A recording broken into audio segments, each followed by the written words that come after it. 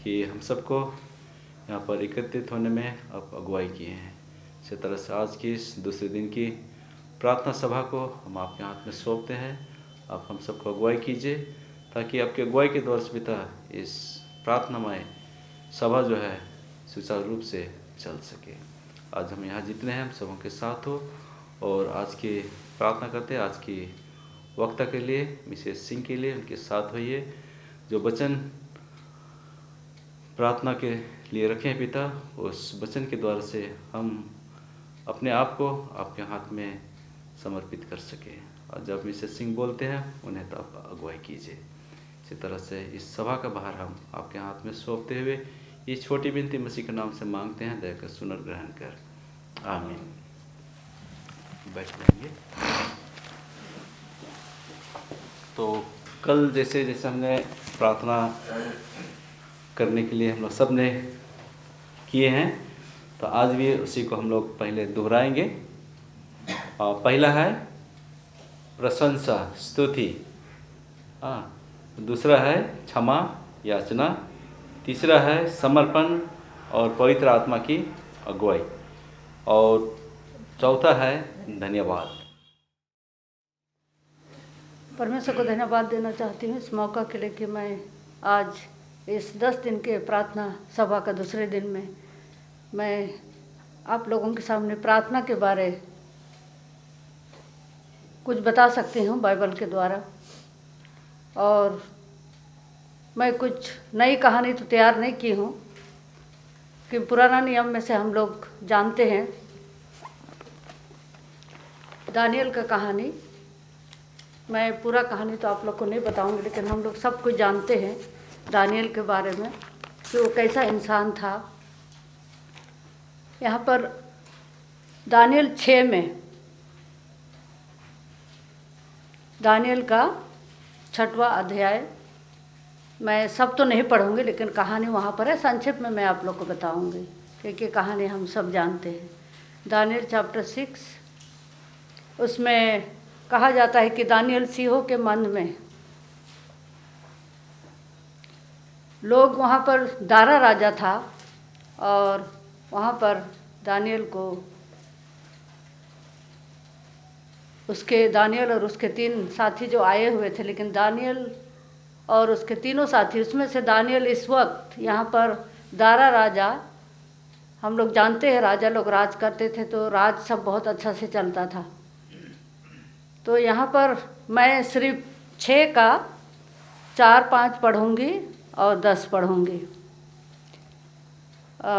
4 में कहता है, तब अध्यक्ष और अधिपति, वर्स 4 और 5, तब अध्यक्ष और अधिपति राज कार्य के विषय में दानियल के विरुद्ध दोष ढूंढने लगे, परंतु वह विश्वास योग्य था।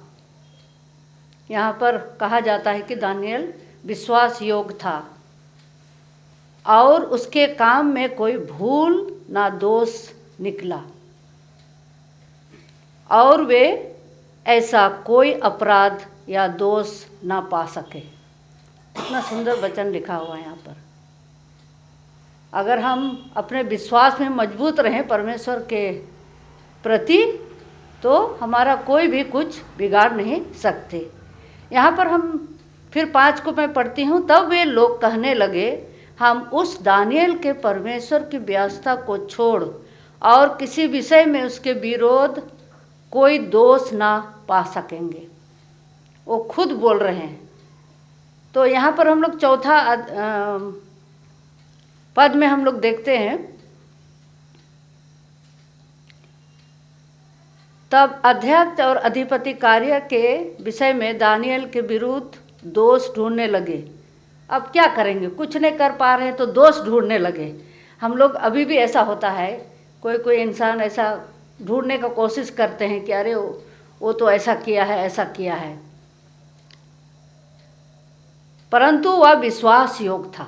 परमेश्वर के प्रति वो बहुत मजबूत था, उसका विश्वास योग्य था, और उसके काम में कोई भूल या दोष नहीं मिला। जब वो लोग ढूंढ रहे थे तो कुछ भी नहीं मिला उनको, और वे ऐसा कोई अपराध ना दोष ना पा सके। इसलिए कुछ उसके विरोध में कुछ नहीं कर पाए। लेकिन इसके बाद भी वो लोग राजा के पास जाते हैं और एक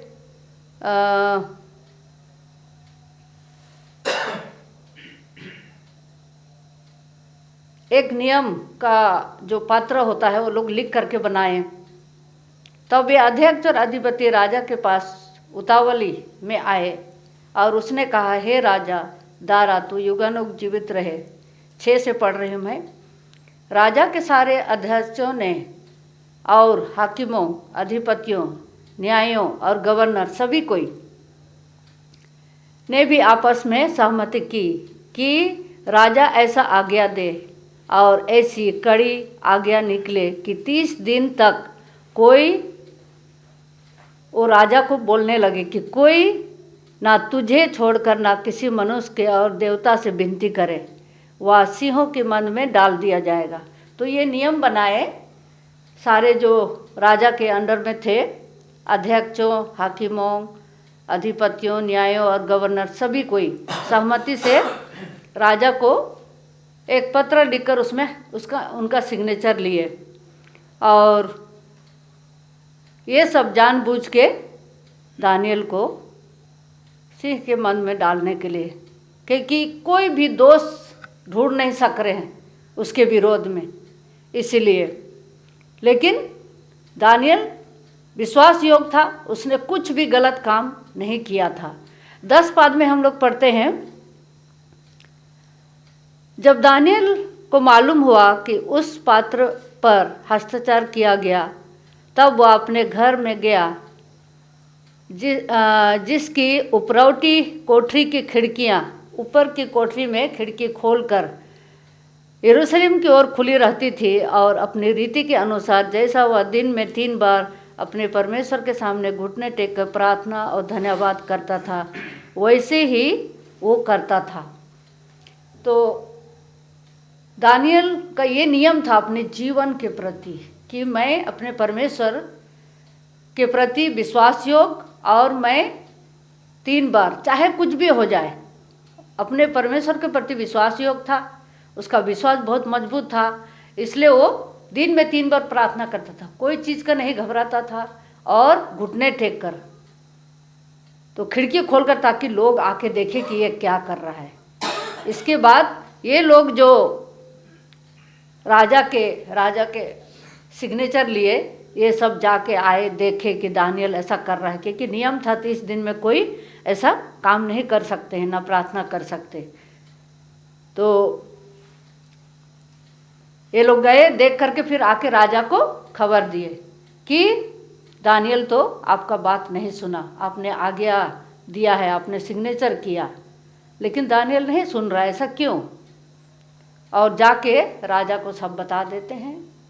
लेकिन दानियल प्रार्थना में लगातार नित्य प्रार्थना करते रहता है। वो कभी नहीं घबराया कि राजा मुझको बुलाएगा और मुझको ऐसा करेगा, वहाँ डाल देंगे, ये कर देंगे, सज़ा मिलेगी, कुछ नहीं।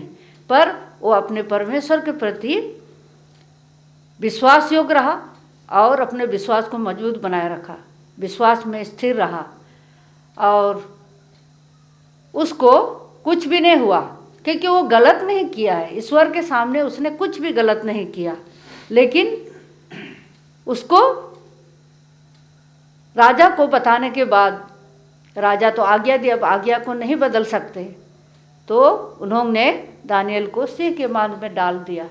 लेकिन दानियल को वहाँ भी परमेश्वर ने रक्षा की, उसने अपने दूतों को भेजकर सिंहों को मुंह को बंद कर दिया और दानियल को बचा लिया। और इस वक्त राजा जो था बहुत व्याकुल था, वो दानियल को बहुत पसंद करता था, उसको बचाने मांग रहा था। वो रात भर कुछ खाना भी नहीं खाया, रात को सोया भी नहीं, नींद भी नहीं आई, और जब सुबह हुआ तो चला गया वो जहाँ पर दानियल को ये किए थे, और बोलता है कि क्या दानियल, आपका परमेश्वर आपको बचाए रखा है? और दानियल बोलता है कि हाँ राजा, आप युगानुयुग जीते रहिए, मेरा परमेश्वर मुझे ठीक रखा है, मेरे को कुछ नहीं हुआ है, मुझे कुछ नहीं हुआ है, ऐसा बोल के फिर उसको निकाला जाता है। बाहर और देखते हैं कि परमेश्वर ने उसको सचमुच उसके विश्वास योग में, क्योंकि उसने कुछ भी गलत काम नहीं किया था, उसको ऐसे फंसाया गया था और वहाँ सिंह के मांदों में डाल दिया गया था। तो हम लोग यहाँ पर देखते हैं प्रार्थना में कितना शक्ति है। हम आज इस युग में जी रहे हैं, हमारे पास टाइम नहीं है, लेकिन दानियल बराबर दिन में 3 बार प्रार्थना करता था। हम लोग करते हैं 2 बार, लेकिन शायद दोपहर हम लोग नहीं करते हैं। क्या हम दानियल के समान हो सकते हैं? हम कोशिश तो कर सकते हैं। और विशेषकर इस महामारी काल में, ये दूसरा साल है जो हम लोग महामारी की चपेट में आए हैं और ईश्वर ने हम सबों को अभी तक बचाए रखा है। हम मसीह होने के नाते हम कोशिश करें कि निरंतर प्रार्थना में लगे रहें, दानियल के समान। परमेश्वर ने हमें 24 घंटा दिया है। क्या हम 24 घंटा में 1 घंटा प्रार्थना करते हैं? प्रार्थना करते हैं 1 घंटा? नहीं करते। हम अपने लिए कितना समय देते हैं, लेकिन परमेश्वर के लिए हम 1 घंटा भी नहीं देते हैं। तो इस दानियल के सुंदर कहानी से हम सीखें कि अपने जीवन में हम प्रार्थना कैसे करें। क्योंकि प्रार्थना परमेश्वर से बातचीत करना, जैसे हम अपने माँ बाप से, अपने बच्चों से, अपने सहेलियों से, अपने अपने लोगों से हम कितने देर तक बैठ के बात करते हैं। हम टीवी के सामने हम लोग बहुत देर तक बैठ के देखते हैं, लेकिन परमेश्वर के लिए हम लोग प्रार्थना करने के लिए हमारे पास टाइम नहीं है। तो आइए हम इस कहानी को मन में रखें कि परमेश्वर जब हमारे साथ में है, हमारे साथ है, तो कोई भी कुछ नहीं कर सकता और कोई भी कुछ बिगाड़ नहीं सकता है, जैसे दानियल से हुआ। क्योंकि दानियल विश्वास योग था अपना विश्वास में, और जो भी काम करता था राजा का काम वो बहुत अच्छा से करता था। तो आइए हम इन आखिरी बुरे दिनों में रह रहे अपना विश्वास को मजबूत बनाएं, दानियल के जैसे प्रार्थना में लगे रहें। और चाहे समय हो या ना हो, प्रार्थना के लिए हम अलग समय रखें ताकि हम परमेश्वर के नज़दीक आएँ। और जितना हम नज़दीक रहें परमेश्वर के नज़दीक, उतना ही हम परमेश्वर के यीशु मसीह का आने की बाढ़ जोहते रहें। और जब वो आए तो हम कम से कम उनके सामने खड़े होने के योग्य होने सके। ईश्वर इस सुंदर वचन पर आशीष दे।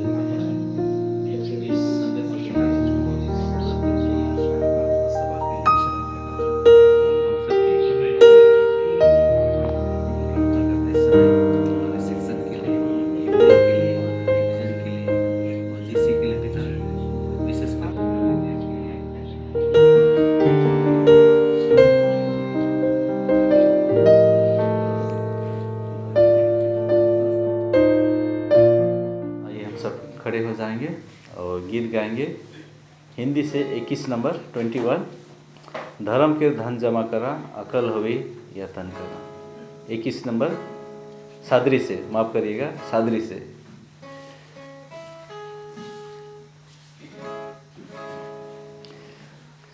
धर्म के धन जमा करा, अकल हुई या तन करा। धर्म के धन जमा करा, अकल हुई यतन कारा। यीशु हमें कहेला, यीशु हमें बताएला, यीशु हमें कहेला, यीशु हमें बताएला। धर्म के धन जमा करा, अकल हुई यतन कारा। धर्म के धन जमा करा, अकल हुई यतन कारा। बाइबल हमें कहेला, बाइबल हमें बताएला, बाइबल हमें कहेला, बाइबल हमें बताएला। धर्म के धन जमा करा, अकल हुई यतन कारा। धर्म के धन जमा करा, अकल हुई यतन कारा। आमोस हमें कहेला, आमोस हमें बताएला, आमोस हमें कहेला, आमोस हमें बताएला। धर्म के धन जमा करा, अकल हुई यतन कारा। धर्म के धन जमा करा, अकल हुई यतन कारा। आइए प्रार्थना करें। आसमानी बाप से धन्यवाद देते हैं इस समय के लिए, इस मौके के लिए कि जब हम इस 10 दिन की प्रार्थना सभा में दूसरे दिन हम सब शामिल हो सके और हो करके आपसे हम विनती, प्रार्थना, निवेदन और अपने पापों की क्षमा हम मांग सके और साथ हम अपने आप को समर्पण कर सकें और हम पवित्र आत्मा की अगुवाई की बारिश चाहें पिता, और साथ में हम धन्यवाद दे सकें। इसके लिए हम धन्यवाद देते हैं कि आपने हम सबको यह सुयोग दिया, ये मौका दिया कि हम आपके पवित्र भवन में हो सके। समय प्रार्थना करते हैं, हम जितने भी प्रार्थना के द्वार से निवेदन रखे पिता, उन सारे निवेदन को आप हमारे मांगने से पहले जानते थे पिता, लेकिन आप उन सब पर आशीष दे ताकि आपके आशीष के द्वारा सारे निवेदन